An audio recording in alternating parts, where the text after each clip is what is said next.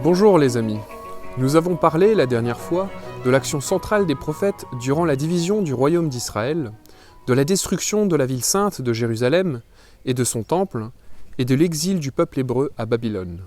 Aujourd'hui, nous allons parler de cette période qui sépare le retour de l'exil et la venue du Christ.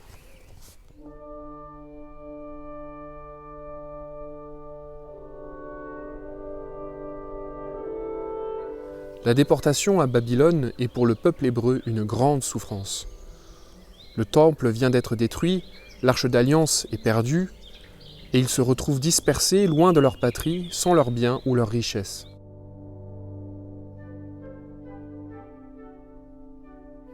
Mais Dieu n'abandonna pas son peuple. Il envoya un grand prophète, Ézéchiel, auprès des exilés.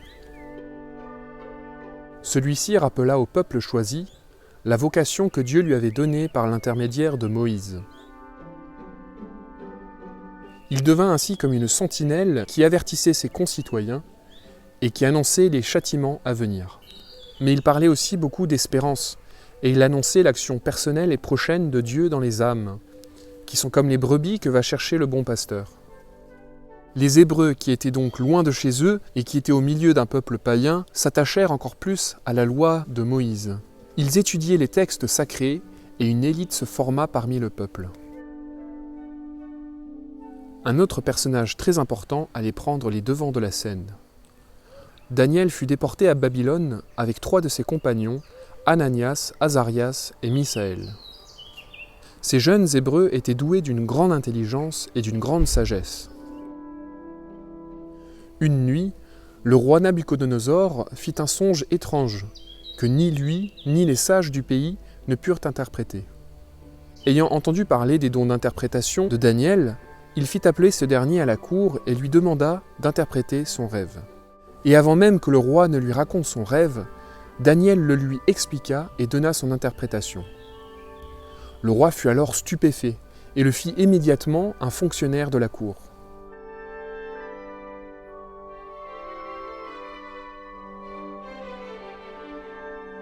Peu après, le roi remit l'intendance de la province de Babylone aux 3 compagnons de Daniel. Or, le roi avait demandé un jour à tous ses sujets d'adorer une statue qu'il avait fait élever.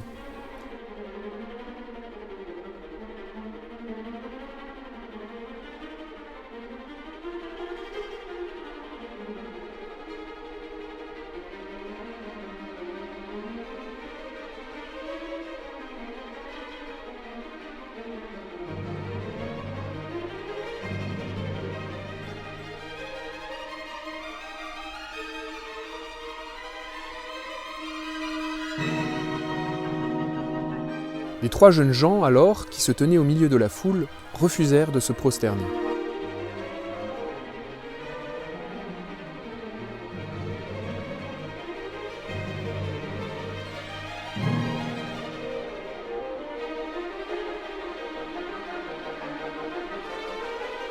Furieux, le roi les fit jeter dans une fournaise ardente.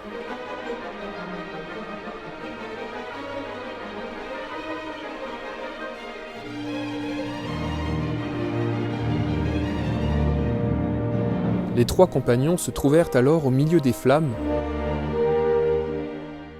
mais elles ne leur firent aucun mal. En effet, un ange apparut au milieu d'eux, et il les protégeait du feu.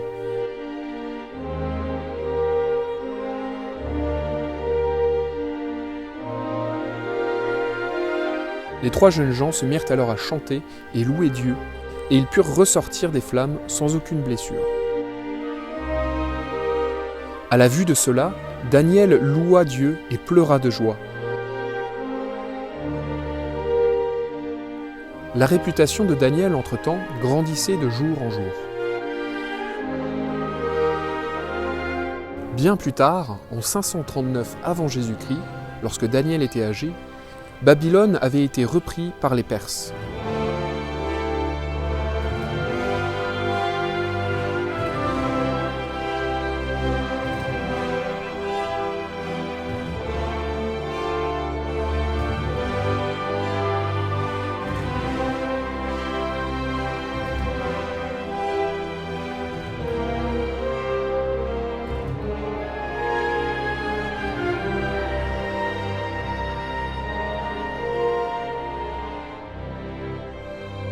Daniel gagna la confiance du nouveau roi, Cyrus, qui appréciait ce conseiller sage et perspicace.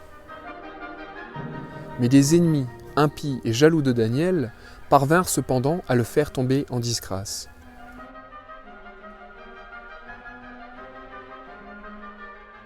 En effet, on voulut forcer Daniel d'adorer une fausse divinité, ce qu'il refusa. Le monarque, à contre-cœur, mais contraint par les lois de son pays et par ceux qui l'entouraient, fit jeter Daniel dans une fosse aux lions.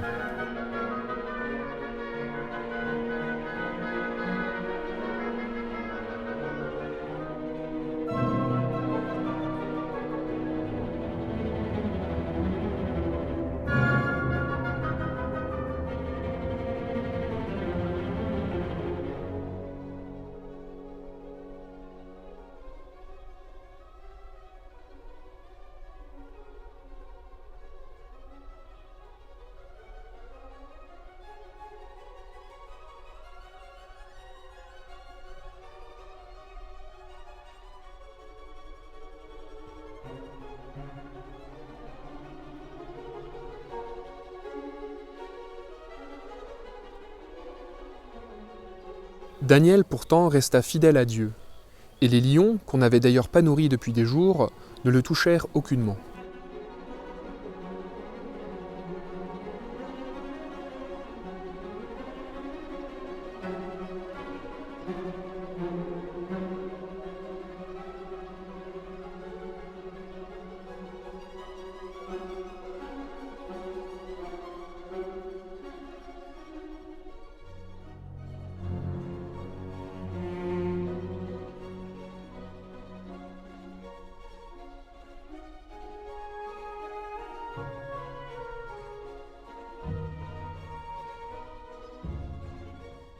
Ce grand miracle impressionna fortement le roi. Il gracia Daniel et le reçut à nouveau avec joie à sa cour.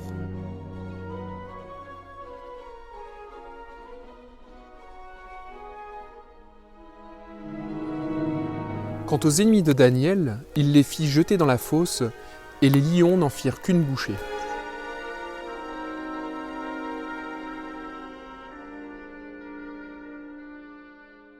Tout au long de sa vie, Daniel eut de nombreuses visions. L'archange Gabriel lui apparut même 2 fois pour les lui expliquer. Il vit notamment la succession prochaine des empires, et surtout de la venue des Romains, un peuple intelligent, conquérant, mais brutal.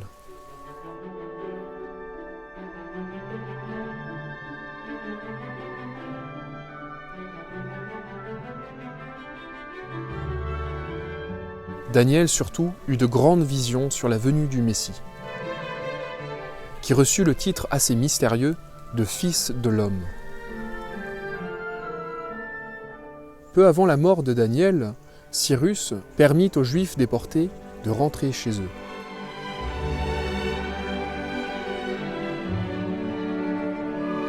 En plusieurs caravanes, des Juifs fervents, qui avaient été formés par l'enseignement d'Ézéchiel et de Daniel, revinrent à la ville sainte, Jérusalem.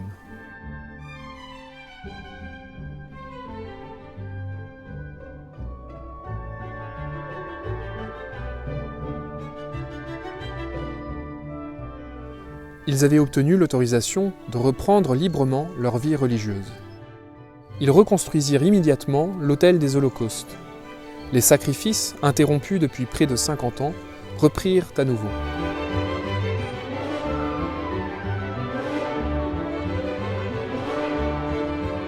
Quelques années plus tard, le temple lui-même se dressa où il était auparavant.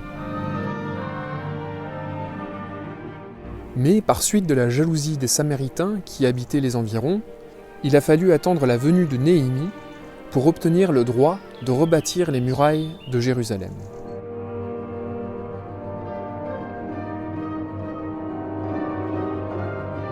Cependant, bien que les Juifs étaient chez eux, ils n'étaient pas maîtres de leur propre territoire. Alors qu'ils étaient sous la domination des Perses au retour de l'exil, ils eurent pour nouveaux maîtres les Grecs après la conquête d'Alexandre le Grand. Nous sommes en 332, soit près de 200 ans après le retour des premiers Hébreux. Mais lorsque les successeurs d'Alexandre, les Séleucides, c'est-à-dire les rois de Syrie, commencèrent à dominer la terre, les choses changèrent pour les Juifs. On introduisit alors de force des coutumes grecques, et surtout la religion païenne. Nous sommes autour de l'an 168. L'un de ces rois séleucides, Antiochus Épiphane, alla même jusqu'à persécuter et martyriser les Juifs. Le temple fut profané, les sacrifices furent arrêtés, et on installa même une statue de Jupiter, un dieu païen, dans le lieu saint. Les Juifs alors se mirent à résister. C'est ce qu'on appelle la période des Maccabées. Après une longue lutte héroïque, ceux-ci périrent presque tous. Mais près de 20 ans après, en 143, les Juifs obtinrent la liberté de pratiquer leur religion. Ils jouirent même pendant 80 ans d'une certaine paix et tranquillité. Mais à la fin de cette courte période de paix, de nouvelles tensions et ambitions politiques vinrent dominer à nouveau les préoccupations religieuses. Certains Juifs décidèrent d'appeler les Romains à l'aide. C'est ainsi qu'en 63 avant Jésus-Christ, le général romain Pompée vint en Palestine et s'empara de Jérusalem.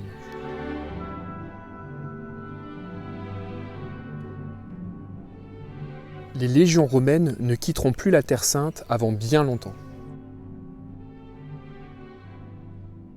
20 ans plus tard, en l'an 40, apparut un homme très ambitieux, Hérode. Il devint roi de la Judée par l'appui et le soutien des Romains. Alors que son pouvoir grandissait, il entreprit de grandes constructions. Et pour se faire bien voir des Juifs, il fit embellir le temple. Par contre, il favorisa la pratique des coutumes et religions païennes. Il régna alors sur les 3 provinces de la Judée, la Samarie et la Galilée. Il avait même des terres qui étaient à l'est du Jourdain. C'était un grand territoire. Et c'est ce même Hérode qui régna au temps de la naissance de Jésus-Christ. Les Juifs, entre-temps, développèrent un très grand respect de Dieu. En effet, depuis l'exil, ils étudiaient beaucoup les livres sacrés, et ils s'attachèrent encore plus à la loi. On priait alors quotidiennement au Dieu unique, on observait le sabbat, et on faisait régulièrement les pèlerinages. Il y avait même ce qu'on appelait des scribes, qui copiaient ces textes sacrés. Ils étaient connus comme les docteurs de la loi. Un petit groupe, les pharisiens, qui s'attachèrent aux plus petits détails de la loi. Et ils avaient toutes sortes de rituels qui remplissaient leur journée. Mais les pharisiens mettaient trop d'importance dans les gestes extérieurs. À côté des pharisiens, existait un autre groupe, les sadducéens, composés des prêtres d'Israël. Ils observaient la loi, mais ils s'habituaient peu à peu aux coutumes païennes. Ils ne tenaient pas compte notamment de la tradition et des commentaires des pharisiens. Ils ne croyaient pas, par exemple, en l'existence des anges ou en la résurrection des morts. D'autres juifs encore voulurent convertir les païens. Ceux parmi eux qui s'étaient tournés à Dieu s'appelaient alors les craignants Dieu. Il y en avait de plus en plus avant la venue du Messie. Enfin, un autre courant, le plus important, observait la loi, mais y mettait une grande importance dans la piété intérieure. C'est à ce courant qu'appartiendront Zacharie et Élisabeth, Anne et Simon, Joseph et Marie. Nous avons vu justement que les prophètes annonçaient la venue d'un royaume dont le chef serait le Messie.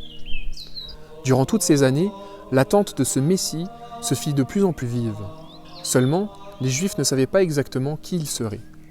Certains voyaient en lui un libérateur national, qui allait libérer les Juifs du joug et de la domination des Romains, qui allait devenir un chef guerrier et qui allait faire d'Israël une nation puissante. Les plus humbles et les plus pauvres, quant à eux, espéraient que le Messie apporterait la justice de Dieu. Bref, si on se posait des questions sur son origine, on savait en tout cas qu'il serait descendant de David et qu'il naîtrait à Bethléem. Les temps étaient mûrs et accomplis. Dieu attendait seulement une prière parfaite, pure et toute confiante. Cette prière sera dite par une jeune vierge de Nazareth, Marie, que Dieu avait choisie depuis toute éternité pour être la mère du divin Messie, qu'il envoyait pour sauver tous les peuples.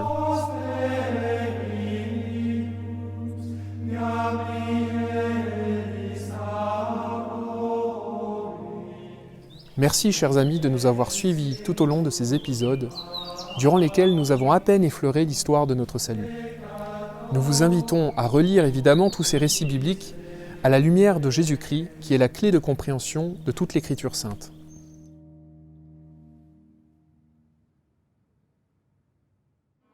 Alors, à bientôt chers amis et bonne lecture.